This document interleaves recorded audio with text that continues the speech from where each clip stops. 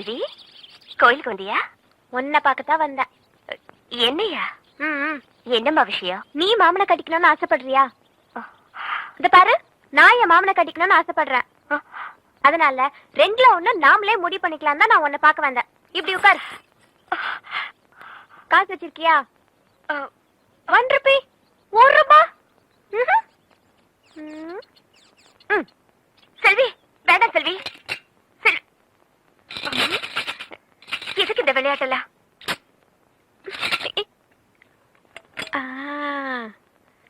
சாமி காசு சுண்டி போட்டே முடிவு பண்ணிக்கலாம்.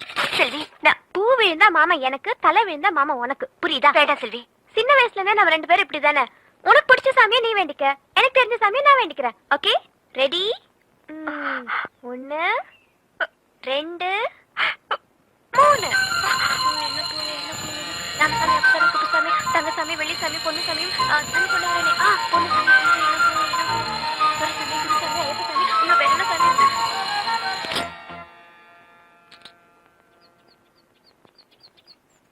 ₹1. இந்த ₹1 காசை சுண்டி போட்டு முடிவு பண்ற அளவுக்கு இந்த மாமா உங்க 2 பேருக்கும் கேவலமா போயிட்டான். எந்திரிக்க 2 பேரும். நான் மட்டும் சரியான நேரத்துல வரலன்னா என் நிலைமை என்ன இருக்கும்? எப்படி? பூ விழுந்தா உனக்கு, தலை விழுந்தா தலை விழாது. விழாதான். இத சுண்டி விட்டு முடிவு பண்ண வேண்டியவன் நான்.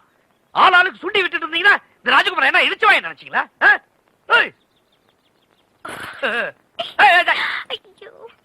எங்க போறீங்க? வீட்டுக்கு. வீட்டுக்கு முடிய பாரு, நோண்டிடுவேன். அந்த உண்டியல் எடு. எடேய்,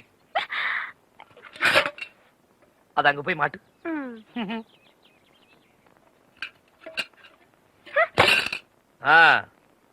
இது எங்க எடுத்த? உண்டியில இருந்து குலுக்கி எடுத்தேன். உனக்கு எவ்வளவு கொழுப்பு இருந்தா சாமி காசு உண்டியில இருந்து எடுத்து எனக்காக சுண்டுவேன்? இது மட்டும் தானே இருக்கு, வேற எதுவும் இல்லையே? இது உள்ள போடு. பாத்திரியம்மா, வீட்டுக்கு போ. இப்ப வரும் அப்ப வரும்னு நம்மளால ரொம்ப காலமா எதிர்பார்த்துட்டு இருந்த காவா தண்ணி நம்ம ஊருக்கு வரப்போகுது. கலெக்டர் ஐயா தாசில்தார்கிட்ட சொல்லி அனுப்பிச்சிருக்காரு. இந்த கால்வாய் செல்வராஜ் ஐயா நிலத்துலதான் ஆரம்பிக்குது. அதுக்கான நிலத்தையும் செல்வராஜ் ஐயா தான் கொடுத்திருக்காரு. இதுக்கு மேல நம்ம சேனாபதி ராஜா 500 ஏக்கர் நிலத்தை இந்த கால்வாய்க்காக கொடுத்திருக்காரு. ராசப்பு, தரிசா கிடக்கிற இந்த பூமி எல்லாம் இன்னும் கொஞ்ச நாள்ல காவா தண்ணி பாஞ்சு நஞ்சியா செழிக்க போகுது, கொளிக்க போகுது. பெரிய போராட்டமா போச்சு.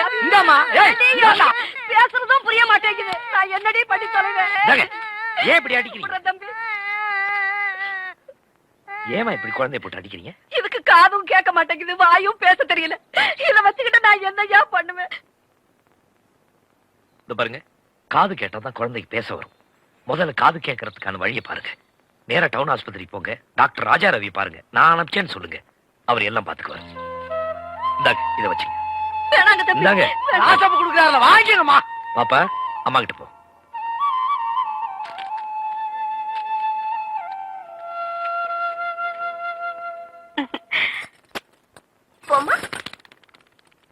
என்னம்மா இது?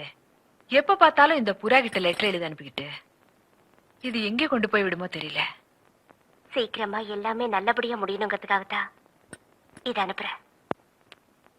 இத பாருமா, நீ செய்து எனக்கு கொஞ்சம் கூட பிடிக்கல. எதுவுமே விளையாட்டு ஆடக்கூடாது. என் விளையாட்டுத்தனத்தை எல்லாம் நான் விட்டுட்டேன். என் மாமனுக்கு பிடிச்ச மாதிரி புடவைய கட்டிக்கிட்டு கருப்பராய சாமி கோயிலுக்கு போயிட்டு இருக்கேன். கருப்பராயன் சாமி கோயிலுக்கா? எதுக்குமா? என் மாமா எனக்கு கிடைக்கணும் தான். இந்த கோலத்துல மட்டும் மாமா என்ன பார்த்தாரு, டிங்கிரி டக்க டிங்காலாதான். நான் இவ்வளவு நாளா நம்பி போறது சாமி கிட்ட, ஆனா இன்னைக்கு நம்பி போறது என் மாமன் கிட்ட. நான் இது வரைக்கும் மாமா கிட்ட வாய் திறந்து எதுவுமே கேட்டதில்லை.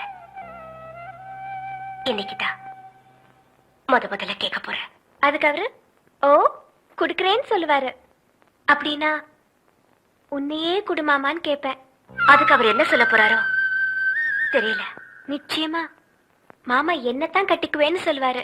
2ல 1 தெரியாம வரமாட்டேன். நான் வரும்போது மாமா மனசோட தான் வருவேன்.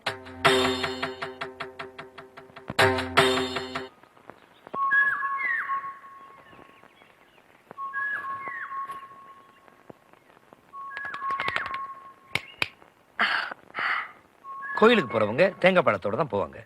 இது என்ன கூட நிறைய பூ? நான் கோயிலுக்கு போக வரல மாமா. பின்ன இத்தனை நாளும் நான் கருப்பராயன் கிட்ட வாய் திறந்து கேட்ட வரத்த இப்ப என் மனசுக்குள்ளேயே உங்ககிட்ட கேக்குறேன். அத நீங்க தான் கொடுக்கணும். என்ன பொறுத்த வரைக்கும் நான் வேண்ட சாமி கருப்பராயனா இருந்தாலும் எனக்கு வரம் கொடுக்கிற சாமி நீங்க தானே மாமா. இந்த கூடையில இருக்கிற சிகப்பு வெள்ளை பூவுல ஒரு பூவை நீங்க எடுக்கணும். அது நான் நினைச்ச பூவா இருக்கணும்.